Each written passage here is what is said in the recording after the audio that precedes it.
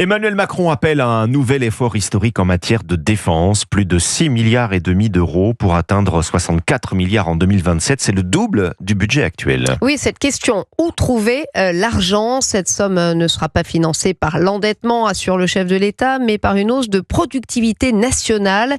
Une notion qui reste encore à préciser. Une autre piste également, la finance. Force est de constater que les valeurs défense n'ont jamais été autant prisées en bourse, Aurélien Fleureau. Après les annonces de commandes massives un peu partout en Europe, le cours des entreprises de défense a immédiatement flambé et ce sera une tendance de fond pour Mathias Bacchino, directeur Europe de Trade Republic. Les particuliers européens l'ont compris, je crois, puisqu'ils ont investi ces 2 derniers mois 3 milliards d'euros via des ETF, donc des paniers d'actions qui rassemblent plein d'actions du secteur de la défense en Europe. Et un mouvement totalement inédit pour ce secteur, jusque-là très stable et surtout pas forcément fréquentable. D'un coup, il est devenu acceptable d'ajouter des entreprises du secteur de la défense à ces investissements quand on est un Européen. Et aujourd'hui, on voit bien que la dimension offensive des fabricants d'armes est moins perçue par le grand public que la dimension défensive, qui, elle, raccrochée à la souveraineté européenne, semble attirer l'attention de très nombreux investisseurs particuliers. Les entreprises de drones de défense sont particulièrement prisées, avec des exemples à plus 400% ces dernières semaines,